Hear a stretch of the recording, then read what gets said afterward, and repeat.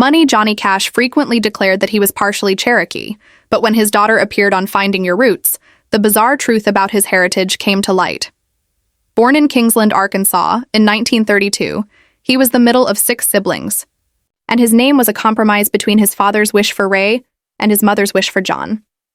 The family was impoverished, and in 1935 they moved to Dice and began farming. The whole family worked in cotton fields and sang their hearts out while doing so.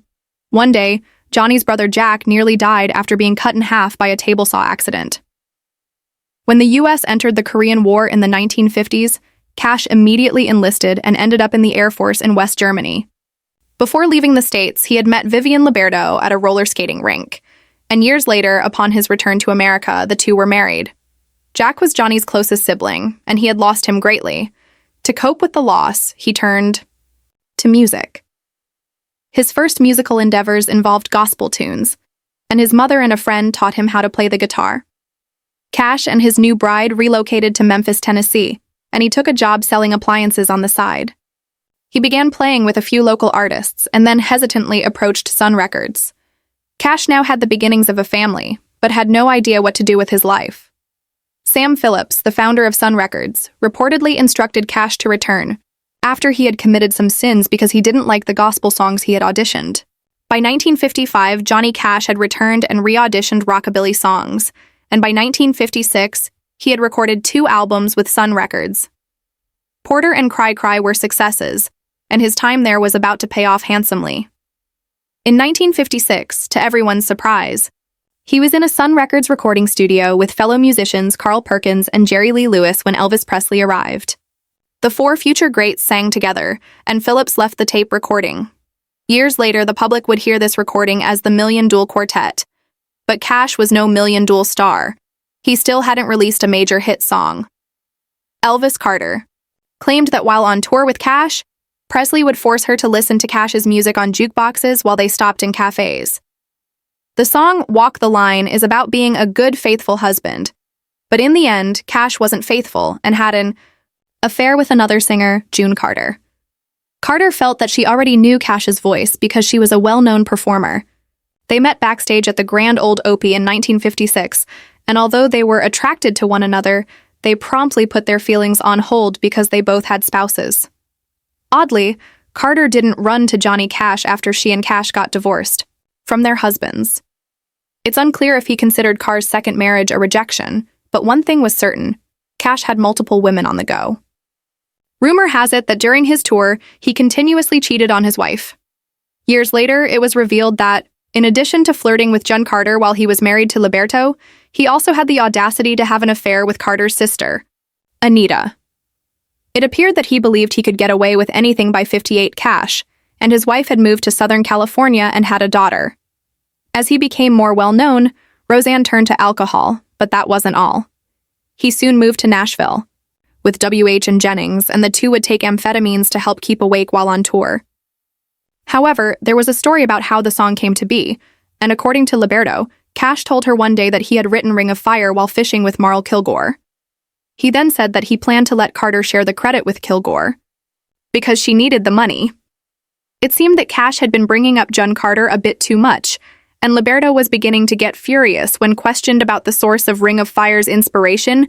Carter frequently claimed to have seen the words in an Elizabethan poetry book. Liberto laughed at this, saying that the song Cash penned was about a very private area of a woman's body and wasn't inspired by poetry.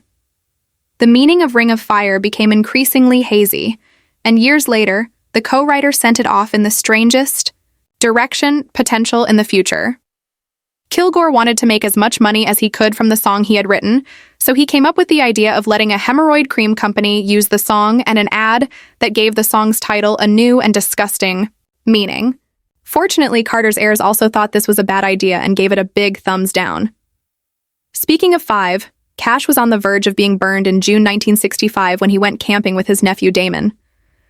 In Natalie, the camper they were staying in caught fire, and the flames spread quickly, resulting in a massive forest fire that destroyed several hundred acres of Los Padres National Forest. When the fire was extinguished, Cash had to answer some pointed questions from authorities, explaining that a spark from his camper caused The only issue with the inferno was that his own nephew disagreed, claiming that Cash had started a fire to stay warm and that his uncle was under the influence of drugs and failed to notice that the fire was spreading quickly. The authorities sued Cash, who ultimately settled for $882,000, but the campfire story wasn't finished yet, as many of California's endangered condors fled the area due to the fire. In response to the complaint, an irate Cash claimed that he didn't care about those buzzards, which didn't gain him any friends in the bird lovers community. Cash was maintaining his reputation as a bad boy, and his next stop was prison, which pushed Cash's outlaw persona also performed at the infamous San Quentin and Foam prisons, where he recorded albums and performed live. Some of the songs depicted prison life, which led Life magazine writer Al Aronowitz to claim that Cash sang as someone who had grown up thinking that these songs were about the truth. Cash deliberately constructed the persona of an outlaw for his persona, and many people simply thought that he had served time in prison. However, the reality was slightly different from the image. Cash had very little experience living behind bars. Yes, Cash had run afoul of the law, but he had never been imprisoned for more than a night at a time. As it turned out, Cash's run-ins with the law were more ridiculous than serious. He had once been in trouble with the law for trespassing onto some dubious private property, but he was really there to pick some flowers. His subsequent run-in with the law was nearly as mild. Another incident happened in El Paso, Texas. Authorities believed that Cash was bringing a personal supply of heavy drugs into the U.S. from Mexico. As a result, they took him to the station where they discovered prescription amphetamine instead of the opiates they had anticipated. Cash was given a slap on the wrist, but this altercation had more serious consequences because of his run-in with the law. Newspapers featured images of Cash and his wife. When white nationalists discovered that Liberto was in a mixed-race marriage, they wrote hate mail and threatened to kill them.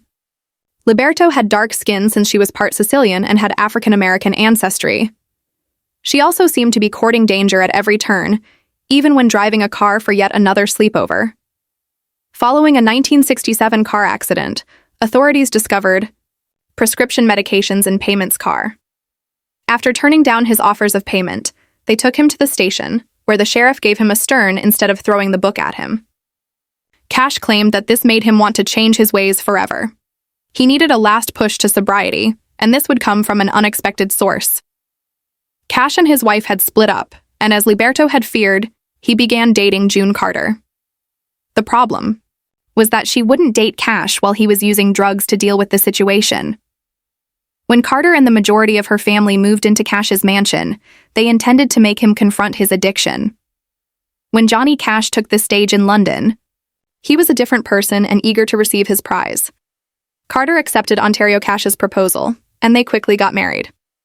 The wedding was held in Kentucky a week later, but things weren't quite as they looked because it found out that Cash had not completely stopped taking pills. This continued until 1970, when his son John Carter Cash was born, 2 years into his marriage to Carter. This helped him break the habit once more, but there was something startling about Cash at this time.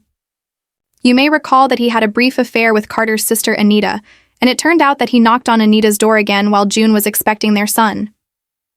The two continued their affair, but it got worse. After a brief period of sobriety, Cash fell off the wagon once more.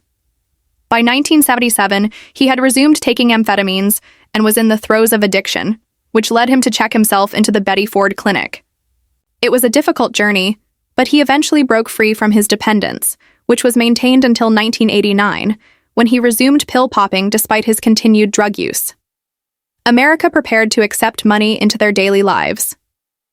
In 1969, ABC Television approached Cash with a proposal to have him host a variety program. They promised him artistic freedom, but he had to accept something he didn't particularly like. ABC also wanted certain well-known Hollywood figures to appear on the show, and these were people who could afford it.